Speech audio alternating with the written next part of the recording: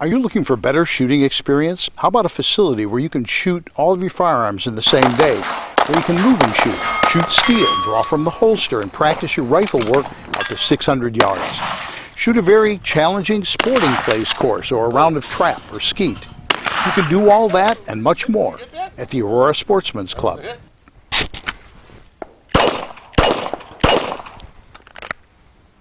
Hi, I'm David Lombardo, president of the Aurora Sportsman's Club. If you love the outdoors, you'll want to know all about Northern Illinois' largest outdoor shooting facility, the Aurora Sportsman's Club. If you're a novice looking for a basic course, an experienced shooter looking for an advanced course, or perhaps you want to participate in your favorite shooting event, or just spend an enjoyable day with a family, the Aurora Sportsman's Club is the only shooting facility in the region that offers all that and more. Interested? Then you won't want to miss the next orientation and tour of the Aurora Sportsman's Club. Call, email, or visit our website today to find out how you can become part of a better shooting experience at the Aurora Sportsman's Club in Waterman, Illinois.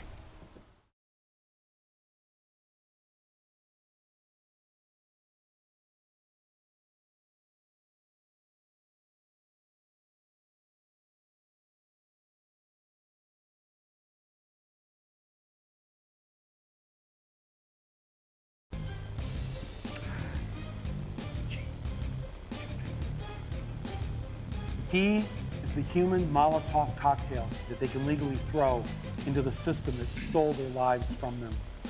So we're going to create a new government that serves you, your family, and your country. It's time for On Target Radio, Chicagoland's only radio show dedicated to the red meat issues that affect your life, from gun control to freedom of speech. Now, debating, debunking, and discussing today's hot issues, here are your hosts, David Lombardo and Gretchen Fritz. Welcome to On Target Radio. Tonight, David and Gretchen will be talking about fake news, and David's rant of the week is journalistic integrity, an oxymoron. Then, in Chicago news, someone forgot to mention they were having an active shooter drill. And elsewhere in Chicagoland, 33 kids are living in housing that's given them lead poisoning. And David is hyped over scientists saying they will have a reverse aging product in human trials within 10 years. All that and more on tonight's On Target Radio. So give us a call at 815-205-1584. That's 815-205-1584. Or go to Facebook, like our page On Target Radio, and ask a question or make a comment there.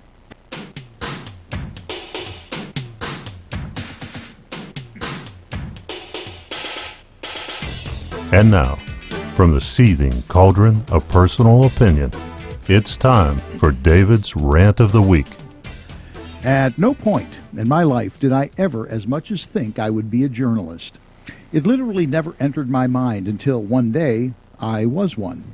It was about 1981, and I was a new faculty member in the aviation department of Louisiana Tech University. Faculty advancement rises and falls on being published. So I wrote an article, and I pitched it to just about every aviation publication on the planet. Crickets. Nothing. Nada. Just an empty mailbox. Until one day, Dennis Shattuck, editor of Private Pilot magazine, called. "You like my article?" I asked. "No, not really," he responded. "You wrote about something you know, but you never asked yourself what a reader would like to know." But Dennis had a plan for me, and for 3 years I wrote a monthly column for Private Pilot. I never wrote another article on speculation, and by the time I retired, I'd published about 3,000 articles and traveled all over the world on assignment. Dennis squared me away on my first day, saying, "You're a writer. You don't do anything tangible. You don't do plumbing, perform open-heart surgery, or anything else that qualifies you for a real job. The only thing you got going for yourself is your ability to tell a story and your credibility. Blow that, and you're unemployed, living out of a cardboard box under an interstate overpass." The integrity thing just stuck. But today it confuses me. Not the integrity part, but the living in a cardboard box if you lose it part. I look at the news today, and I see editorial being passed off as news, yet no one is living in a cardboard box. Political news coverage shouldn't be about what you want the public to think, but it is. Michael Sepley, the former New York Times media correspondent, put the spotlight on the problem with today's journalists when he said that he'd been told by New York Times editors that the paper's daily page one meeting, quote, set the agenda for the country, unquote. When the heck did journalists stop reporting the news and start setting the agenda for the country? For the past 8 years, it has been painfully obvious that the press has been in the bag for the Obama administration. As shameless as the press has been, it paled in comparison to the whitewashing they did for Hillary Clinton's White House run. The media has taken to setting an institutional narrative, then generating copy to support it. It's a narrative that commonly came from the White House, the DNC, or the Clinton camp. It wasn't that hard to spot. There's no coincidence that all the news shows used virtually identical terminology. They're literally reading approved bullet points and presenting it as news. They've been doing it for so long that I think they believe what they're writing. But John Q. doesn't, with some polls finding 94% of Americans lacking confidence in the press. It's no wonder mainstream media constantly reports that conservatives are dangerous to society, a threat to democracy. They cherry-pick Trump quotes, take them out of context, and paint Trump and his followers as racist, homophobic, misogynistic cretins. And in the end, after all the lies, cover-ups, and fabricated stories in an attempt to make Clinton likable, she lost the election for one simple reason. She wasn't likable. She's a pathological liar and a criminal. So how did the press react? Well, they're blaming everyone else for the loss except Hillary Clinton. And in true form, the entire progressive liberal cabal is calling for an end to what they've dubbed fake news. Fake news, ladies and gentlemen, is us. Conservative reporting and particularly internet-based news and editorial outlets. They've browbeaten Facebook and YouTube to buy into their scheme already, and more is on the way. No opposing point of view will be permitted, and finally, they will have Joseph Goebbels' Nazi supremacy dream come true. With opposing criticism silenced, if you repeat a lie often enough, it becomes the truth. And that, Gretchen, is my rant for the week. You know, this could go a couple of different ways. I mean, it could open the door for something even better than Fox News, I think. But yeah, it definitely has the potential to go the other way and just squelch the only actual honest reporting that's going on, which is bloggers mostly. You know, it's sad to say that because you have you have billion-dollar media outlets, literally. When you look at things like CNN, although they've really tanked, but you look at those sorts of institutions that have enormous amounts of clout, and they just make this stuff up. Yeah. Whatever fits, they just say it. And they're unabashed about it. You look at like Brian Williams. Yeah. Well, he was publicly humiliated. But he's back. I mean, that's the thing that bothers me. But in a very small role. I mean, nowhere near the heights that he had. It's bigger than our role. He had achieved. Bigger than our role. We haven't lied. I haven't lied. Have you lied? No, of course not. I haven't lied. I don't know. Well, it's like we always say: if you lie, then you've got a lot of stuff to remember. So that's right. It was. What's his name? Wasn't it Mark Twain? Yeah, Mark Twain, who said, "If you never lie, you don't have to remember anything." I can live with that. Give us a call at 815-205-1584. Be the first caller. Be any caller. I don't care who you call. Call and ask the weather. I don't care. 815-205-1584. We want to find out if the stuff works tonight. Every week it's something new. Yes. Although you said you would pay people to call, and my mom said how much, and you said, ha, ha, ha, ha, just kidding. Tell her I'll feed her on Christmas. Well, she already knows that. You know, you shouldn't have told her that in advance. That would have been in the bride. Well, I mean, that's kind of, you invite people over for Christmas, it's kind of implied that you're going to feed them. Drat. So anyway, here's the thing. Just the classic, really classic thing came up. This Muslim girl. Woman. Well, she was like, wasn't she a teen? 18. She was 18. Okay, so we're going to split hairs on that, right? Okay, this Muslim woman completely fabricates a story. What happened is she broke her curfew because her parents are very strict, as Muslim women are, and that's fine. God knows we could use that, more of it. Sure. But she broke her curfew. So rather than go home and go, sorry, I really screwed up, what does she do? She makes up a story. Yeah, let's blame the white guy. She calls the police. And she says that she was on a New York City subway and that some white guys who yelled Donald Trump several times, tried to pull off her hijab, her headgear and all that, and accused her of being a terrorist, which, of course, the press absolutely loved that story. They thought that was perfect. It was a classic example, except for one tiny problem. It wasn't true. It didn't happen. It didn't happen. And she wasn't smart enough to realize that if you're on the public subway, you're being videotaped constantly. There was absolutely no witnesses or any video in the entire subway or the train that supported her story. Right, so the police became concerned about the lack of witnesses or video to back up her story. Exactly. Especially in New York City. Everybody's got their phone out. Everybody's taking video all the time, it seems like. You can't get away with anything. Apparently nobody's phone worked on this particular video because there was no video at all. Now, this is just a classic thing because you look at news reporting stories, and I admit, one time I got punked, but that's it. You know what? In 20 years or 30 years of being a journalist, one time. So it was a good one. Cut me some. It was a good one. It's true. It was a good one. For those of you who want to read a good newspaper, the Boston Times. Well, it's not a newspaper. It's a website. Well, but it looks like a newspaper. It looks like a print of a newspaper. When you look, did you Said go? David Lombardo. Did you go and look at it? Have you seen it? Of course not. You told me it was porn. Well, I'm not going to go there and then have that be in my search history when the FBI confiscates my computer. well, above the fold, it looks like a normal newspaper. It looked perfectly fine, and I just didn't scroll down below the fold. And that's where, 20 movies where the actors do it, and, that stuff was there. But anyway, let's put that, we'll put that on the back burner. Reputable news sources, without vetting the story in any way, which is pretty easy to do if you're on a New York subway. Right. We're talking New York City here. Exactly. Yeah. They just ran it. This is not like Podunk, upstate New York. And they ran it because it fits their agenda. Yes. If it had been a reverse, it fits the narrative. That's exactly. Which is what the other article that we were looking at. That's exactly right. It fits the narrative. So rather than bother taking the time to vet it, even though it wasn't in the Boston whatever and Times, it is a juicy story. I mean, if it's true, it's pretty juicy. Heavy impact on the word if. If. Yeah, heavy impact on if. And then slightly less impact on the word true. Exactly. So 3 white guys who were drunk, who she made up, make the news, and of course, the retraction is on page 344 on the back of the Times, and in an inverted box, right? Right.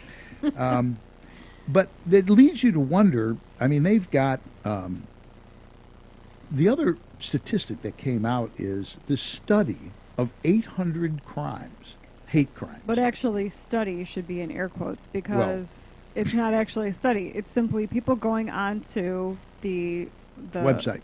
The website of the SPLC and self-reporting. So, and so, I mean, it actually could be any number. It could be 0 or it could be 10,000 because, if there's 800 and something, lots of those could be the same one being reported by multiple people or the same person multiple times. And they could be all made up. And we'll talk more about that when we come back after these brief messages with more on Target Radio.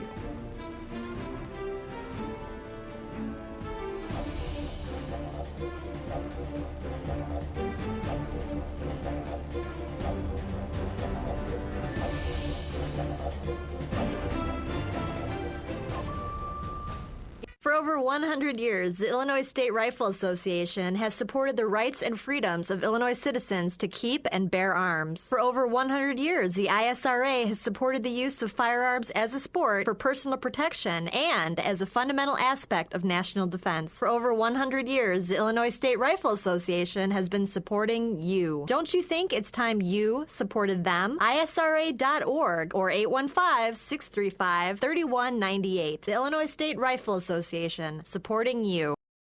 Safer USA, Chicago's most trusted name in firearm training, is offering beginners classes, tactical pistol and rifle, long-range rifle to 600 yards, and the most comprehensive Illinois concealed carry program available. The On Target Radio co-hosts David Lombardo and Gretchen Fritz will prepare you to carry a firearm for personal protection, including firearm, holster, and ammunition selection. A comprehensive law review designed to keep you out of trouble and even how to deal with home invasions. Firearm, ammunition, holster, class notebook, and lunch are provided.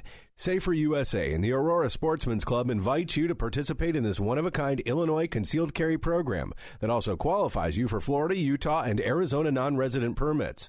Find out what over 6,000 students already know at saferusa.com. Or call 815-741-3474. That's 815-741-3474. Safer USA. Choosing to own a firearm is your business. Teaching you to own it responsibly is ours.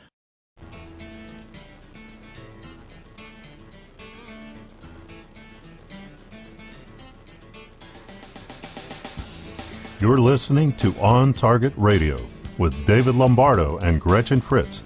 Here's David and Gretchen with more interesting conversation on gun control, concealed carry, freedom of speech, and other red meat issues that affect your life. This segment is brought to you by the Will County Grassroots Division of the Illinois State Rifle Association.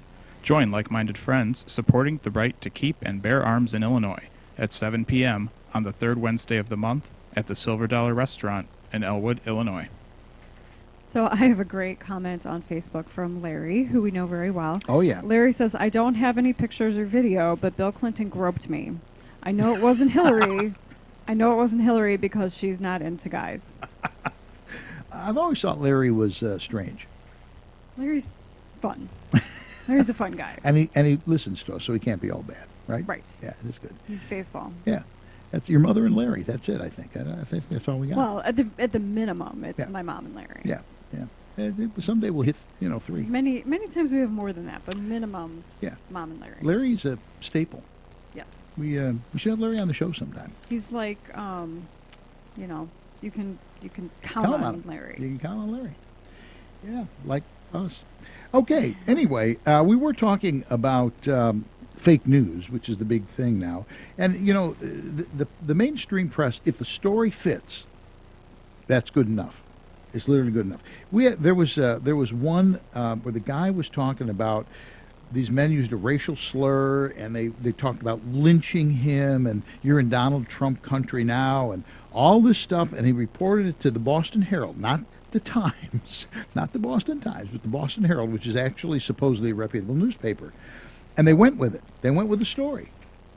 And then subsequently, the cops discovered it wasn't true. It was just made up.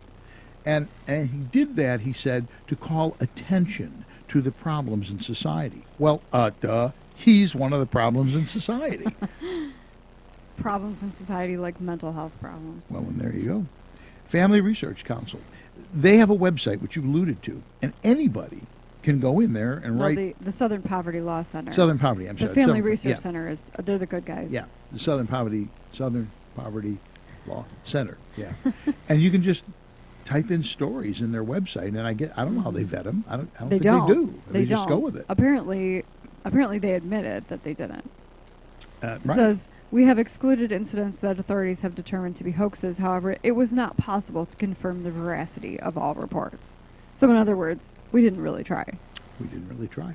I found it interesting that Obama, who, it's almost hard to say this with a straight face, Obama, who was excoriating people like us and, internet news and stuff, Sure. then points to Rolling Stone and says, they're doing good work. Good journalism. Yeah, Rolling Stone. They're doing good work over there. There's great work done in Rolling Stone. Never mind, they just had to settle a lawsuit. A big lawsuit. For reporting fake news. Yeah, but they're doing good because that news is sympathetic to the administration. Well, and they'll give him an interview whenever he wants. Absolutely. He just has, one of his boys call him up and they schedule it. Give me an interview. Well, we'd interview him. Sure, yeah. Of course. Yeah, of course. Of course. Yeah. We have actually tried to get when what's his name was superintendent was Superintendent McCarthy. I wanted him on the show. Gary McCarthy. I wanted him on the show, and I would not have embarrassed him. I would have asked him, "What are you thinking? Why are you doing this?" Mm-hmm. We've tried a bunch of people. We've tried to get. And, you used to try to get Rahm Emanuel on. That was before I was on the show. For a long time. Every show. That was when the show started. Yeah. Mm-hmm. And a number of people tried to get Jesse Jackson on. And this is when we were on the number one conservative talk radio station in Chicago. Right. So it's not like it was, out of my, living room here. Mm-hmm. They simply will not go. And if you think about it, if I were in their place, I probably wouldn't either. They simply won't go on a show that doesn't agree with them. Right. I mean, that's basically it. It's just, Well, occasionally one of them will. Occasionally you'll see somebody on O'Reilly's, Bill O'Reilly's show. that's true. I've often wondered. What kind of an agreement they have. How that comes about. Well, I mean, a lot of these type of interviews, radio even more so, like morning radio and that sort of thing. But they just say, they have their people call ahead and they go, you can't ask this, Yeah. So-and-so doesn't want to talk about, these three things. And every guest that we have ever had on, a lot of politicians, a lot, Yes. and law enforcement people, always in the pre-show brief, I always say, We is there ask any them. subject you just don't want to cover? Because if you can get a guest to come on your show, you don't want to embarrass the guy. You want him on the show. Now, if anyone had ever said something that was really off base, then there would have been a discussion about, that one of the Sure. reasons I'm having you on is to talk about this. But we've never Right. had that. No. That's never been an issue. Generally, people understand that the things we don't want to talk about and the things they don't want to talk about are things that would just simply lead you Right. down a rabbit hole that it leads to nowhere. It's not worth it. Yeah. Now, if we would have just had a call screener that could have said to people who make phone calls, I want to talk about communists infiltrating the government. Well, we're talking about red light cameras in Chicago today. Well, we did. I mean, George did a good job of, how many times did he go, well, so-and-so called, but they were kind of intoxicated. So, I mean, I don't even think I could count on two hands the number of times I heard that. So, As many of our listeners were either intoxicated or on some form of medication. or should have been on some Speaking form of which, I kind of miss medication. John. I just, John was an interesting guy. He added texture He did. to the tapestry of our lives. We should buy him a computer. We should. No, never mind. So anyway. He's probably not allowed to be on the internet. It's a possibility, too. Many of our, and Millie. is Probably another the one. terms of his parole did not allow him to be. we lost Millie because she didn't have it. Oh, she didn't have a computer? No, I many of didn't our know that. regulars were. They were terrestrial yeah. radio listeners. Yeah. Yeah, my father, actually. There's another one. He doesn't. Another one. Yeah. He's getting a computer, though. Right after he gets the gun. No, I think he's getting a computer first. That makes sense. The article it really is a pretty interesting article on what the press could do to bail, take their, fat To pull out their of the, bacon out of the fire. Yeah, it was in the Federalist. Molly Hemingway wrote it, and it's actually a pretty good article. Long article. It is a very long article, but it is a good article. And the first thing that they talk about, and this really gets back to Brian Williams, goes, stop rewarding failure. Yeah. People in the liberal medium, Glenn Thrush is one example they give, who literally, he did something, and a lot of people I don't think will really appreciate what he did and how big a deal it is. What he did is he interviewed somebody for a story. This is news now, right? Mm-hmm. And then sent them the article before they published it. If I would have done that at my publication, I would have gotten fired. Literally. You literally do not do that. Because what you're doing is you're giving the person you're writing about authority to change it to suit them. Sure. And that's just, journalistically, that is kiss of death. You simply don't do that. Sure. And that's exactly what Thrush did. And so what do they do to a guy who has his story vetted by the person that he interviews? They give him a job. They give him a show, and they give him his own gig. I mean, that's insanity. He got a job at the New York Times. He did indeed, which goes to show you. There was a time when if you said New York Times, it was like saying Randolph Scott in the 50s. You heard like violins in the background and trumpets and stuff, and the New York Times was like the paper in this country. People subscribed to it all over the world. They're out of control. Yeah. They've just tanked, literally tanked. The next thing they listed that the press could do to get control is stop self-important delusional speeches. These people in the press, and they quoted Christiane Amanpour, who personally I think is a pretty good international, she's gone in some pretty hot spots and reported. Mm-hmm. But she went off this rant, This is like musicians and actors and stuff, okay? Mm-hmm. Do what you do well and shut up. Yes. Okay? So here she is, she's this, international reporter. Now she's getting off into the weeds on stuff. And she talks about I think the thing that I enjoyed the most in this thing is she said, where is it? She goes, I can't find it. But basically what she said is she was shocked. Oh, here it is. It's the last paragraph, yeah. Yeah. He said, I admit I was shocked by the exceptionally high bar put before one candidate and the exceptionally low bar put before the other. But she was talking about the high bar. Right, obviously. On Hillary Clinton. She's understanding it the opposite of what we are. Exactly. Yeah, Molly Hemingway says, "Oh, for the love of all that's holy, they have learned nothing." Exactly. And she labels it the media's victim complex, which I tend to agree. You know, she says, you know, that first the Amanpour said first the media is accused of inciting, then sympathizing, then associating, until suddenly they find themselves accused of being full-fledged terrorists and subversives, and they end up in handcuffs. Oh, come on. You know, and this is what she's talking about, their victim complex. Grow up. You know. Yeah. Yeah, and to some degree, I mean, when I got into when I was in college, I got into protesting outside of abortion clinics, Planned Parenthood, that type of thing, and that was when I first got into journalism and that sort of thing. It's almost like if you don't get arrested, you're not doing it right. Job. Yeah, right. and so you know the fact that she's, you know, sitting there playing, you know, her air violin is really disingenuous. Well, you know, John Q is a number of polls have put it at about 94% of people don't trust media today. Mm-hmm. And it's not hard to see why. It is so. I'm actually surprised. I don't think that's probably accurate, because it seems like there's way too many people who do trust it. I mean, it just seems like all this crap that they spew, people just take it at face value. You know what, though? And even during the election, liberals, Democrats, were saying, yeah, I know she's, but, you know, we're going to vote for her. I mean, even they were beginning to go, well, you know, yeah. Yeah, but we're talking about the media. We're not talking about Hillary Clinton. But I'm talking about people don't believe the media. It's not because the media was telling the truth. It's just that people saw through it. Right.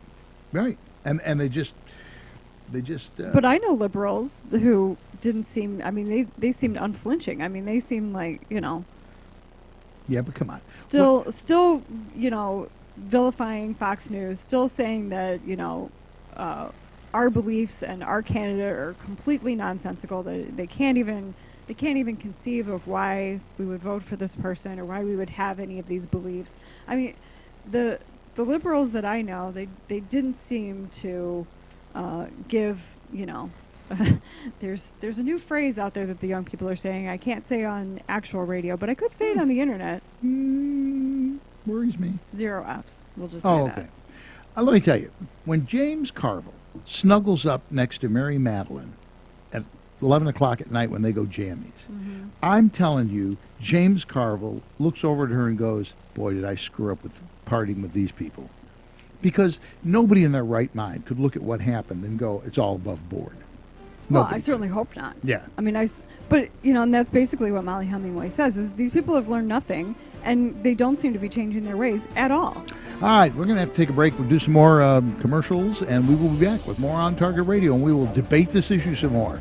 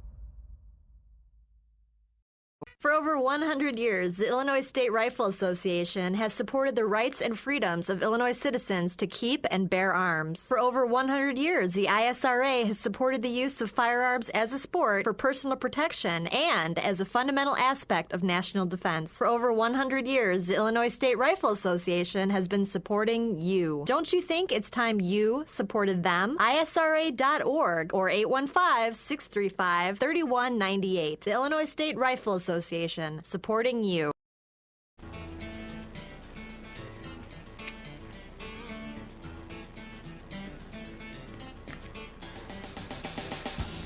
You're listening to On Target Radio with David Lombardo and Gretchen Fritz. Here's David and Gretchen with more interesting conversation on gun control, concealed carry, freedom of speech, and other red meat issues that affect your life. Give us a call. 815-205-1584, 815-205-1584. Somebody call me. I want to know if the phone works. Maybe the phone's off the hook. I have no idea. When we were at the station, we never had this problem. Yeah, we did. Yeah, we did. Yeah, some nights no one would call. Yeah. And then other nights it'd light up. Our listening audience has been cut down by about a factor of 1,000. So More like a factor of 10,000, but that's, we've lost a few people along the way. No, because 10 times 1,000 is 10,000. You see, she's an editor. You get that? You see how that works? No matter what I say, she edits it. And math I don't even like. Fine. Now, I don't mean to beat this to death, but I'm going to beat it to death, regardless. Oh no, I don't think it'll be dead by the time we're done with it. Probably not. In that article that we were talking about, one of the things, a guy named Michael Sepley, and I quoted this in my rant, went to work for the New York Times, and they literally said to him, the editors at New York Times, when they go into their morning meeting, every day they have a meeting first thing, and it's front page, above the fold news, right? And that because that's the big moneymaker. Right. And they literally said to him that in that room we set the agenda for the country. Now this is a newspaper, theoretically a credible, world-class newspaper, literally saying to their journalists, we're going to determine what the country is going to think today. That's scary. Yes. That is really getting to be scary. Well, and it's also very self-important, which I find nauseating. Yeah, and that's exactly the way they are. They always have that sort of, holier than our thou sort of thing. And he's the one that pointed out that they talk about they have a narrative. They literally consciously decide on a narrative, and then they file stories specifically to fit that narrative. Yeah, I don't remember what publication it was, but there was some publication that the writers were requested or required to say, what is your narrative going to be for the next year? Right. And now all of your stories have to fit into that narrative, Exactly. which is ridiculous. That's not how news actually works. And that's the problem. And those are the people who are talking about fake news. When they talk about fake news, they're talking about people like us and far bigger fish than us, Alex Jones and people who have big shows. There's the real fake news, which is a bit of an oxymoron, and then there's us. I think, there's people like us. There's, Freedom Outpost and, Right. And you can't even put Daily Caller and Town Hall. You can't even put them. Those are like Breitbart. They're corporate. They're big. They're bigger ones. But yeah, there's some bloggers out there and people like us who are little fish in the big pond, and but we're not doing anything actually premeditatedly wrong. We're not reporting anything that we don't believe to be true. Right. The fake news that they should, they're talking about the Pizzagate thing. They're talking about somebody made up some story and promulgated it that there's a pizza joint and they're running a child porn ring out of a pizza joint, and somehow Hillary Clinton's involved. Yeah. Okay, this is the type of thing that should be eliminated. No, you're not going to, because we're talking about the internet here. But just for our viewers, I think we need to make a bright line between people who are trying to report actual conservative viewpoints, like us and Freedom Outpost, and then, people who are just making crap up. I think one of the things that we have done pretty well in the past, but there isn't always maybe enough, or we don't have enough access to do it constantly. But we've hit some stories, local stuff, Remember, we were talking about red light cameras in Chicago before the Tribune was talking about red light cameras in Chicago. They didn't begin to complain about red light cameras till they got a map and saw where they were. But you remember, we were talking about how this is a ripoff because the rhetoric about red light cameras was it saves you from T-bone accidents. Well, okay, and it does. What the problem is it dramatically increased rear-end accidents. Yes. But the payoff for that story was they conveniently figured out several things. Number one, what's the fastest time we can change the color of the light and be legal what's the under shortest, federal law? What's the shortest yellow we can do? Exactly, and that's what they put into the second. Yeah. The second thing was it had nothing to do about where accidents were, which is what they led people to believe, and everything to do about where's the money in Chicago, right, near North Side. Where can people afford to pay a $100 ticket? And that's the third thing, the $100. The $100 to those people is, wait, I'm going to take a day off of work and go to court and probably lose anyway. Right. I'm going to pay the $100. They'll just write the check. Yep. And when the Trib finally got a copy of the map where the lights were and realized this was really bull, then they picked up the story. We were talking about that before. And all of those cameras, except a handful, were on the near north, Lincoln Park, where all the money's at. Right. And the funniest thing about all that, well, it's not funny, but it is. One camera, 1 year, did $1 million in income. Yep. Oh, but it's not about money. Right, yeah. So we've done pretty good on local stories, and that's where I think little guys who are operating internet shows. I also think we were kind of out in front of the government is spying on us. You know, well, it's because the black tinted window SUV across the street. There's that, but yeah. I mean, I think a lot. For me, what Edward Snowden did was a big eye opener, and then we started seeing more and more. We started digging out more and more nuggets. Of police departments recording people's license plates and and all sorts of things like that. So we've definitely done the best we could on a lot of that sort of thing. Same thing with militarizing police departments. Remember, we went for 6 months. We were on the militarizing police departments before anybody started talking about it. Yeah. But one of the neat things is, and it's probably because I was actually a full-time journalist, but I get 600 emails a day, not all pertaining to that, but I get bombarded. I'm just constantly getting tons of news from all over the world. And so you begin to, you pick up on stuff and you begin to see these sort of trends going on. Why would some small town in Idaho have an MRAP, for God's sakes? And you start looking at this and you go, but he's not the only one. So-and-so's got it over here. Sure. So we have it in Will County. We've got a bear, yeah. Yeah. So we were picking up on that kind of stuff early on. But, the other thing we want to talk about before we segment out is Mark Zuckerberg. And I don't know that I've become more positively disposed towards Zuckerberg. Zuckerberg is Facebook, right? And he's a hunter, and I always just assumed he was a bleeding heart liberal, and but he's very proud of the fact that he's a hunter, and he eats, he smokes, and cooks game and stuff like that. And I've kind of looked at him, followed up a little bit, and found that half of his, not quite half, but a good percentage of political contributions he's made have gone to conservative causes, people he, for some reason, identifies with, and a little more to the liberal ones. But now, these clowns, several things have happened. Obama gave the internet to, who are they, Eric? ICANN. Right, ICANN. Yeah, gave it to ICANN. So, what could go wrong with that? Now the UN is talking about taking ICANN in. Yeah, because they need to be taken in. Exactly. And talk about taking in, that would be us. We'll get taken in too. So they've been putting pressure on Zuckerberg and all the people who run these things. Well, and the other thing, by the way, that Zuckerberg did is, I never remember his name, the guy who made $1.25 million donation to the Trump campaign. He's head of, is it YouTube? Do you remember? Oh, PayPal. PayPal. I don't remember his The guy who's head of PayPal. Thiel or something like that. Right. Yeah. Made $1.25 million to that. And, of course, everybody in the Valley of the Democrats went insane, right? They're calling for his head. And Zuckerberg says, why? I mean, he has a right to do that. You need people on both sides. So I've gotten to appreciate Zuckerberg somewhat. But now, he's fallen trap into this fake news. We have to police fake news. And so what they're saying is what he's done with Facebook is, number one, and I don't know, I haven't even looked to see if it's already happened. You know, they're putting an icon on the page. I'm looking at Facebook right here. Is there an icon? I haven't seen anything yet. Anyway, you click the icon and you can report what you think is a fake story.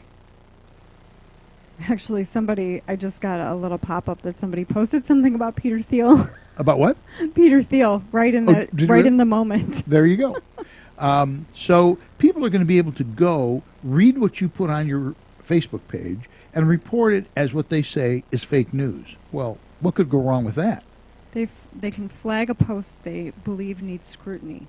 Now, who's going to do the scrutiny? This is where it gets interesting. Good question. Yeah. You want to do this or you want me to do this? I'll do it. Okay. So then fact-checking organizations will be the arbiters. They're working with outside fact-checking organizations, which are supposedly accredited by some organization. But the fact-checkers, turns out, are ABC News, Associated Press, Climate Feedback, FactCheck.org, PolitiFact, Snopes, and The Washington Post, all of which have been accused of liberal bias in the past. Snopes, you know, is like this little old this is true.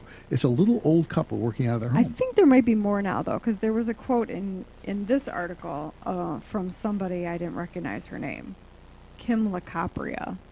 I don't think they're Italian. It's real nice. They're like in Kansas or something. But they're liberal. Right. Yeah. So right. I don't see anything on there that's a conservative newspaper or any conservative news outlet that's doing fact-checking. No. Now, they should put me on the list. I'm as conservative as a fact-checker as it gets. Everything would go through. That's a good article. Do that one. Yeah. What are you talking about? I'd be like, this is crap. I can't get my articles approved by you. Well, I'd be like, okay, well, the facts are right, but the writing is horrible. Throw it in the garbage. It's always nice to have your emotional support. Thank you. No, not you. I mean, if they sent me stuff, I'd be like, well. Because that's usually what you say about my stuff. No, it's not. No, it's not. Not really. That's not true. We are a little behind on our schedule of things we're going to cover, but that's hardly the first time. In the loop. Let's see. We're getting close. We got 4 minutes? Not quite. What do we got? No, we have about 45 seconds. No, that's not going to be enough time, so we'll wait till we come back. Close. I think this is an interesting story. In the loop, they held a active shooter drill. They forgot to tell people it was a drill. No, they did. People just weren't paying attention. Okay, whatever it is. We're going to talk about when we come back and how we can just shoot each other down in the loop. We're going to get... we're going to go a little bumper music Talk here about sometime. Fake news. Sometimes. Talk about making crap up. That's fake news right there. Okay. Here's the thing. If you haven't got anything good to say, then just go dirty. Go just low. Make crap up. Oh, yeah. Take the low road. Well, that's what people in Plainfield do on the patch. Oh, just in time. The bumper music to get out of that ugly mess. All right. We're going to be back after a few messages with more on Target Radio. If you happen to read the patch, we think it's a cut it. Just cut it. Yeah, stop. We're gone.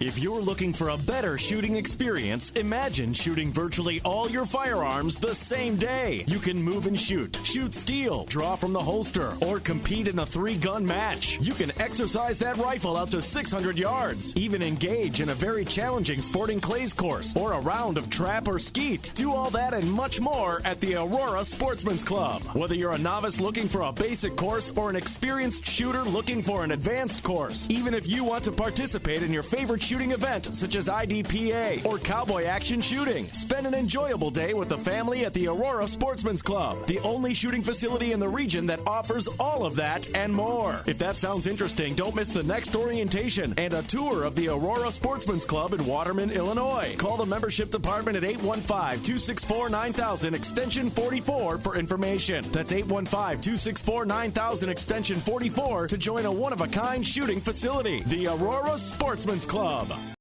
Safer USA, Chicago's most trusted name in firearm training, is offering beginners classes, tactical pistol and rifle, long-range rifle to 600 yards, and the most comprehensive Illinois concealed carry program available. The On Target Radio co-hosts David Lombardo and Gretchen Fritz will prepare you to carry a firearm for personal protection, including firearm, holster, and ammunition selection. A comprehensive law review designed to keep you out of trouble and even how to deal with home invasions. Firearm, ammunition, holster, class notebook, and lunch are provided.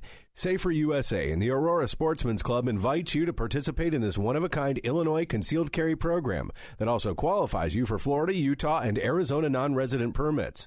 Find out what over 6,000 students already know at saferusa.com. Or call 815-741-3474. That's 815-741-3474. Safer USA. Choosing to own a firearm is your business. Teaching you to own it responsibly is ours.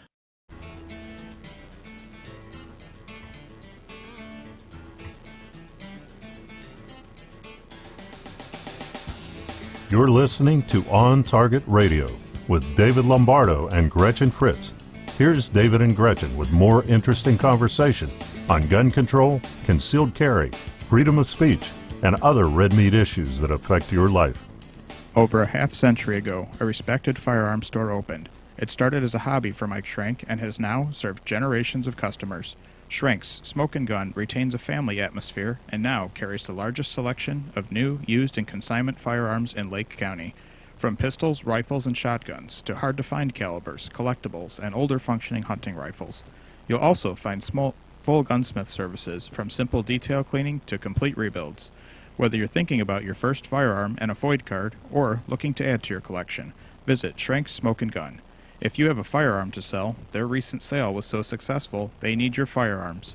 And if you love cigars, you'll find your favorites in Schrank's humidors, along with a broad selection of pipes and tobacco. Visit smoke, the letter N, gun.org, or call 847-662-4034. Schrank's Smoke & Gun in Waukegan, your family-owned gun store since 1964. That's 847-662-4034.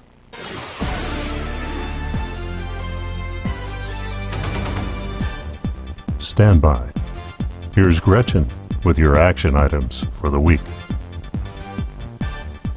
Chicagoland's largest fishing, hunting, travel, and outdoor show, the Chicago Outdoor Sports Show, will be January 19th through 22nd at the Rosemont Convention Center. Dream of what you will do in warmer weather at the Chicago Outdoor Sports Show. I am available this winter for your Girls' Night In get-together. Contact us now to reserve your date. I will come to your house and talk to you and your friends about firearm selection, demonstrate many holsters, talk about concealed carry, and give you plenty of time to try the holsters on for yourself. Call, email, or Facebook Safer USA for more information or to book a party. Mark your calendars. Illinois Gun Owners Lobby Day this year will be April 5th. The following Safer USA classes are at our facility in Waterman. Saturday and Sunday, January 7th and 8th, Illinois Concealed Carry 1. This 16-hour class will be taught by David and Gretchen and meets the training requirements for Illinois Concealed Carry as well as Florida, Arizona, and Utah. To sign up for classes, go to saferusa.com and click on Register. And actually, I will be in Las Vegas doing the SHOT Show, doing the news from the SHOT Show. You're going to a conference.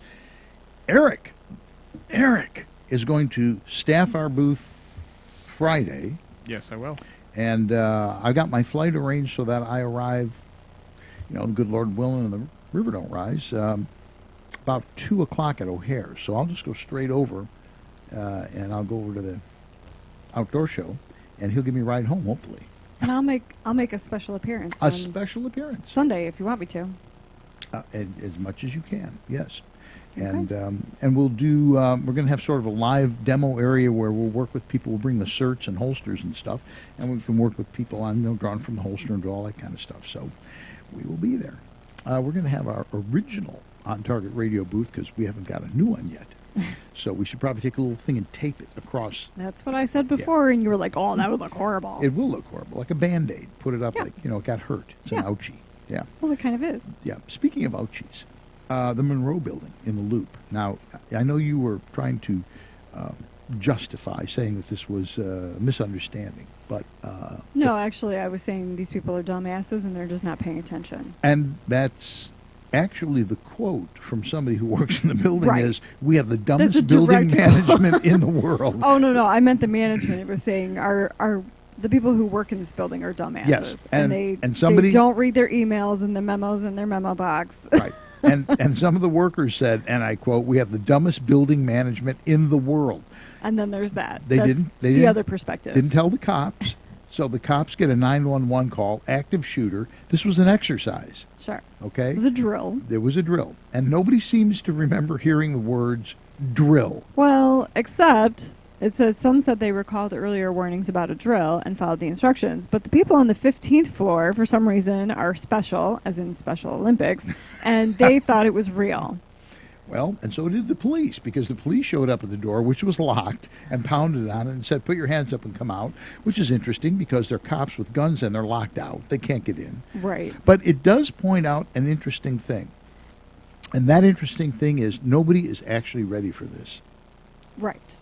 They really aren't ready. Churches, we've talked about this. Yes. Churches, you know, like when we went to, when we had dinner with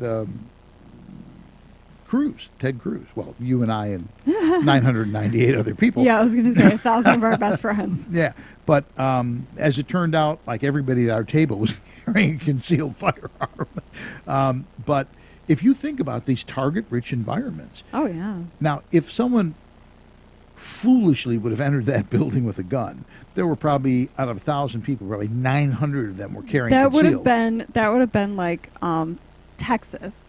Right, in that place, and it would have been like, we don't dial 911. Yeah. There would have been nothing left of whoever that person was. Yeah. But we would have had it like taken care of. That guy would have been in a body bag before the cops even got there. Probably We'd have be been like, a sieve rather than a body bag.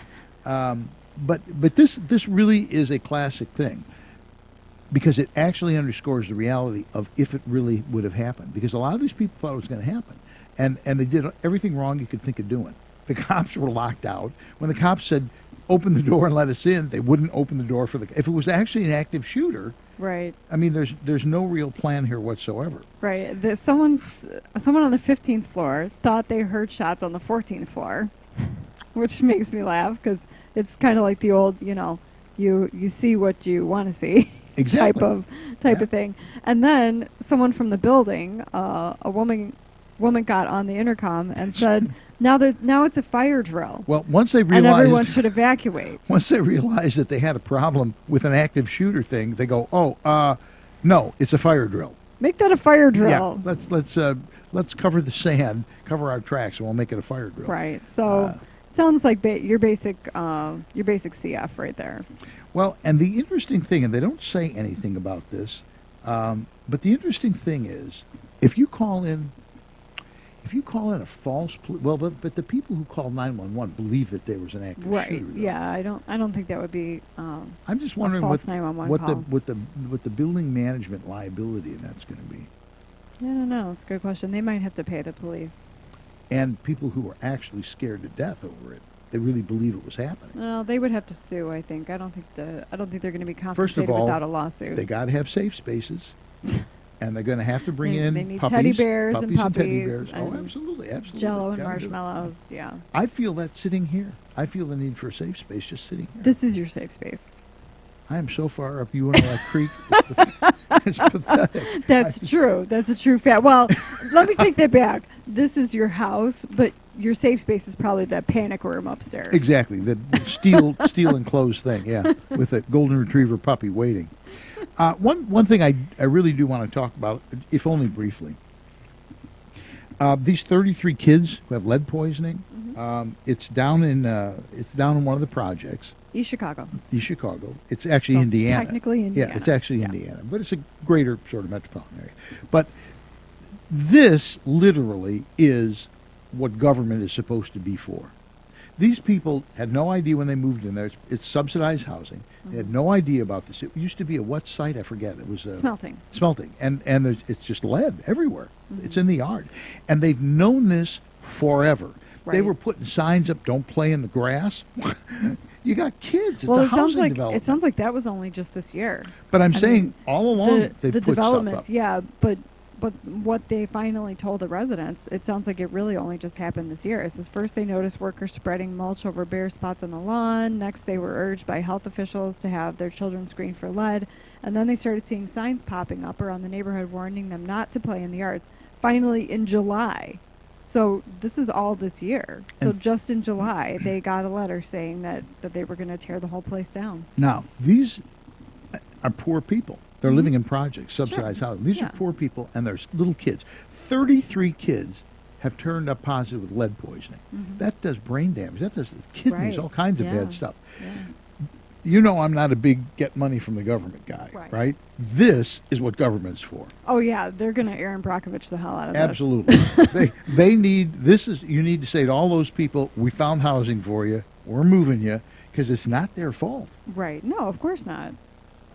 Now, it'll be real interesting to see what actually happens with this. Well, yeah. How I it's mean, gonna come out. and I don't mention Aaron Brockovich by accident. I mean, that's exactly what she did. That's exactly what needs to happen because it was water with Aaron Brocovich's everything. Right, yeah. but it's the same idea. Is it's environmental contamination, and you're victimizing poor people, right? And you're keeping people in the dark. You're not giving them information, and now even that they know there's a problem, they can't afford to go out and hire a lawyer. Even if they all put their nickels together, they're still not going to be able to do it. Now someone has volunteered to help them, pursue this legally, and I think that's a good thing, and that's what probably would happen anyway. She works for the Environmental Advocacy Center at the Northwestern University Legal Center. They have petitioned to represent the residents. But that's what has to happen because these people can't afford to get a good lawyer themselves to do some kind of a class action suit. Yeah. Right, exactly. Somebody has to help them. They need Aaron Brockovich to come in and and do this for them. And I don't think they should have to have an Aaron Brockovich. This is exactly what federal government really should do. Fill in the cracks where there is a serious, egregious but thing. Unfortunately, clearly in this situation, this is a 3-page article, and they're not going to do it on their own. No.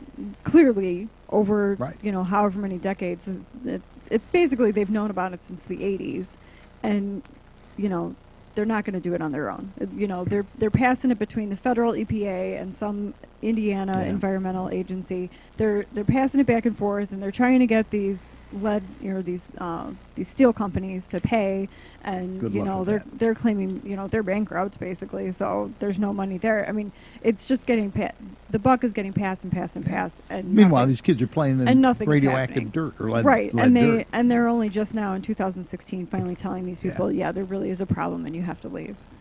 The only other thing I want to say is that scientists, this is in Europe, but they've actually reversed aging in mammals.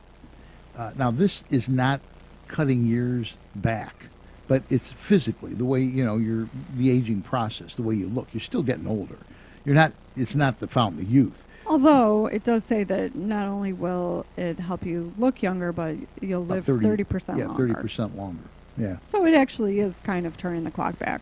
A little bit, yeah. So, but it says 10 years. I'm going to really need it in 10 years. Well, I was going to say, in 10 years, it might be too late for you. Thank you for your emotional support. So anyway, it's good. It's nice to have friends, isn't it? Really, Eric, it's good to have friends. It'd be nice if Too bad they didn't showed up. Yeah, that's exactly right. You never know. They're doing this in mice right now. Yeah, and I'm a science junkie. I love that. I think it's all great. But how many times have we heard, well, we now know. Now we know. You don't eat eggs. Oh, well, now we know. So I don't know. It may or may not happen. The technique involves stimulating 4 genes, which are particularly active during development in the womb. It was also found to work to turn the clock back on human skin cells in the lab, making them look and behave younger. That's what I need. That's what I need. You don't need that. Are you kidding me? Yeah, I know. Oh, Jesus. That's all I ever hear from Ryan. Well, the problem is I have no faith in plastic surgery.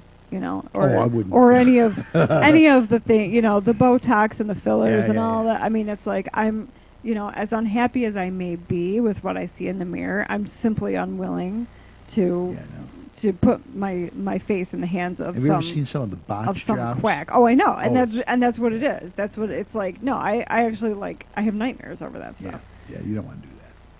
So anyway, we'd like to thank you for joining us tonight. And we'd appreciate it if you'd tell your friends about On Target Radio. We'd also like to thank our engineer and announcer, Eric Allen, and our sponsors, the Will County Grassroots Division of the ISRA, Shrink Smoke and Guns, the Illinois State Rifle Association, the Aurora Sportsman's Club, and Safer USA. And finally, we hope that you listen again next week when we'll have more red meat issues that affect your life.